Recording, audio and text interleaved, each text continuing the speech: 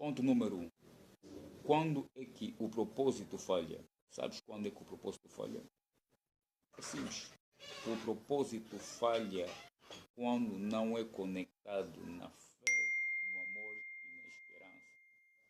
É aí que o propósito falha. Ok?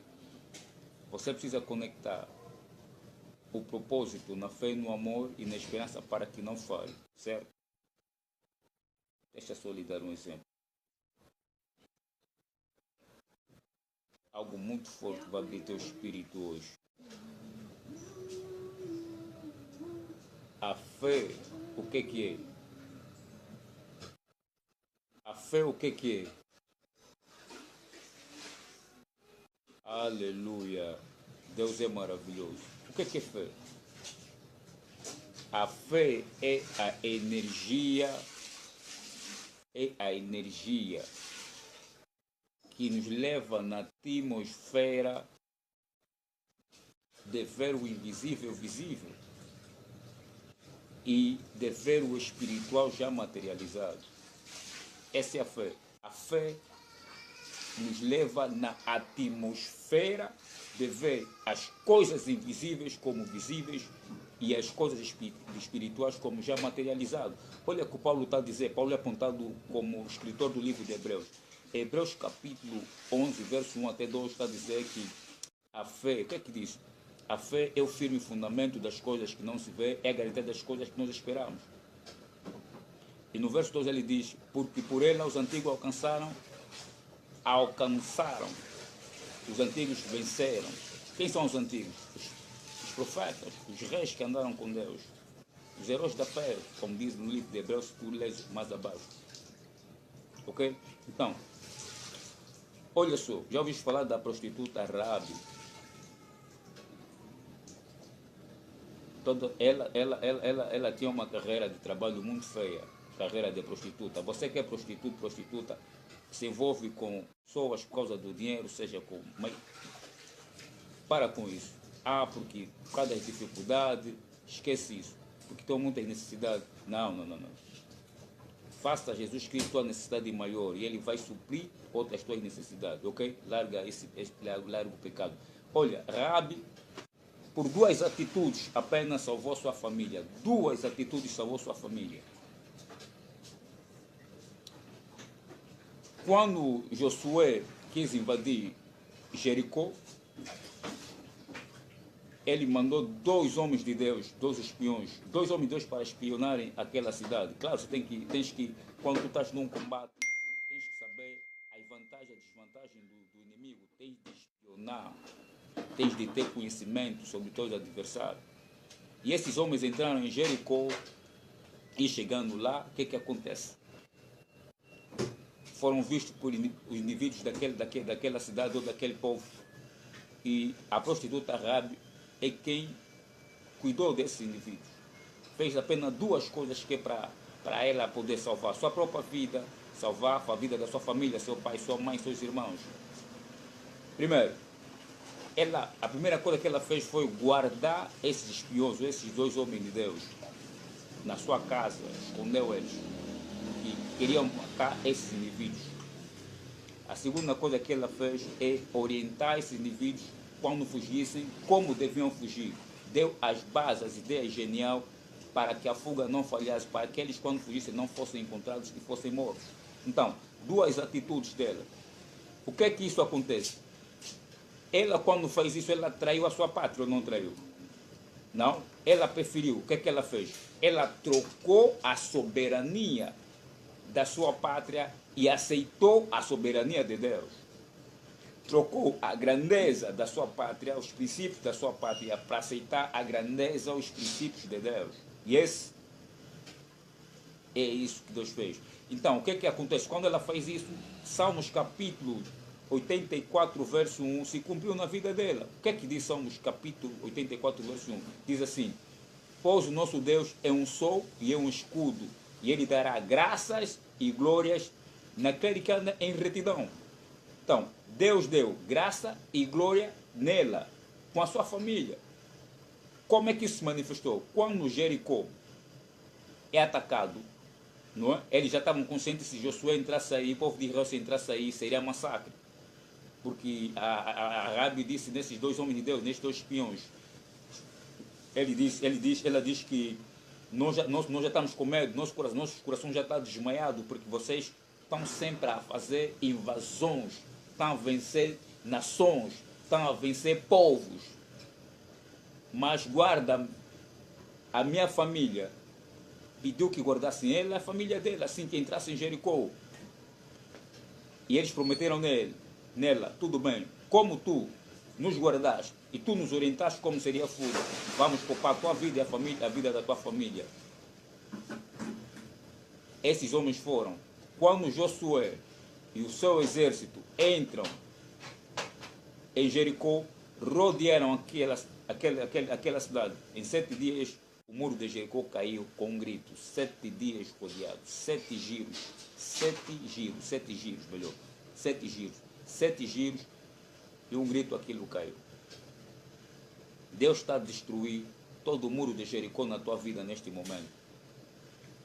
Deus está a destruir todo o muro de Jericó financeiro na tua vida, muro de Jericó sentimental, muro de Jericó profissional, muro de Jericó acadêmico, todo tipo de muro de Jericó, falta de casamento, falta de relacionamento sério, falta de finança, falta de emprego, muro de Jericó, falta de crescimento espiritual, muro de Jericó, falta de crescimento no ministério, o muro de Jericó, falta de recepção ou de concordância naquela ideia boa que tu tens para a tua empresa, a empresa em que tu fazes parte e poder crescer. Quer dizer, o muro de Jericó que está a fazer com que tu sejas rejeitado e que tu não prospere, tu não avances. Esses muros de Jericó, Deus está a deixar cair agora, tal como deixou cair quando Josué entrou naquela cidade. Santo Espírito está aqui. Deus é maravilhoso. Graças a Pivo, uma copa. Então, seja assim. Aceita a soberania de Deus, como o Rabi aceitou. Ponto número 2. Todo propósito tem uma visão. Toda fé tem uma visão. Todo amor tem uma visão. Toda esperança tem uma visão. Número 1. A visão do propósito. Qual é a visão do propósito?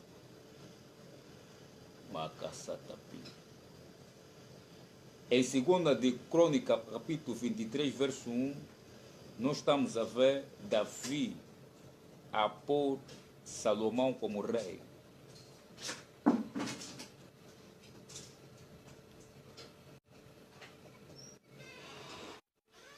Essa é a visão do propósito.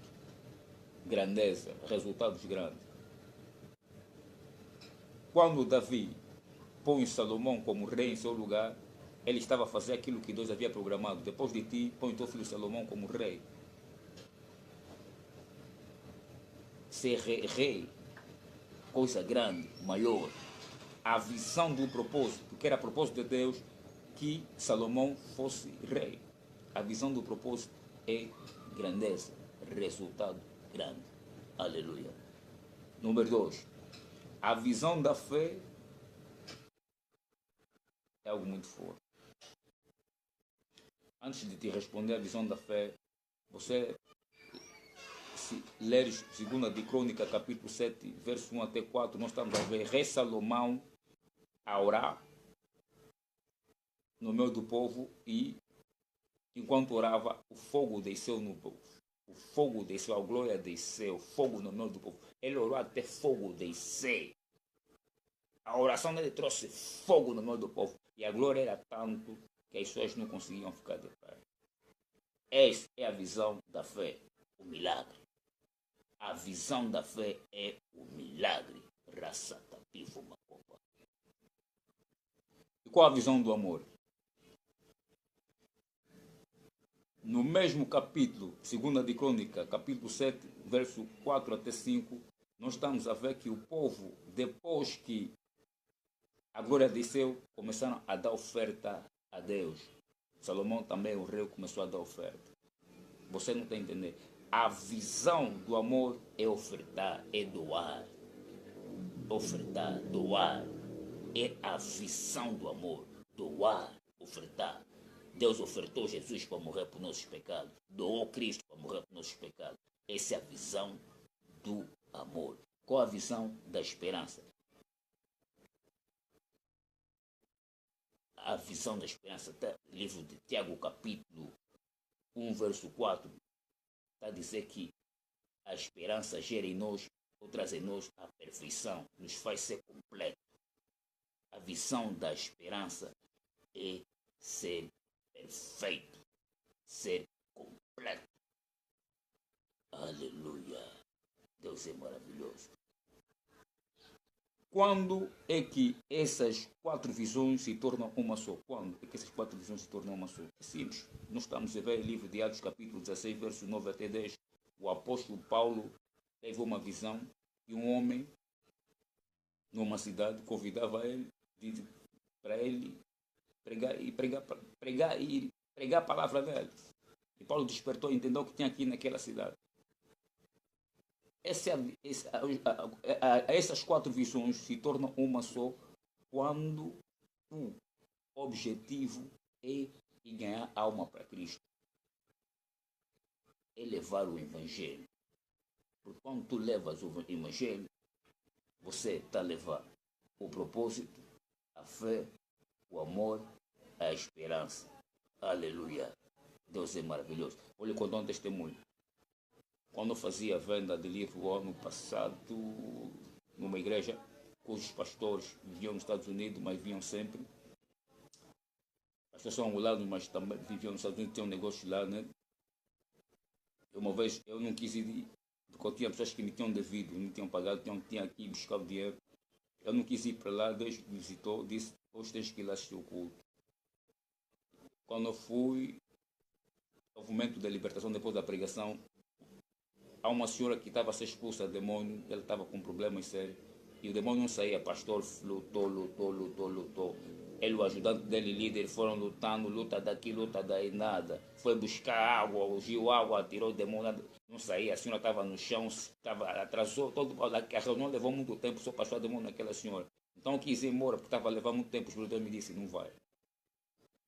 Eu te trouxe aqui para isso. Ensina neles como esse espírito vai sair, porque essa senhora antes de vir orou. Então você precisa ensinar como esse demônio vai sair. Pronto, chamei um dos líderes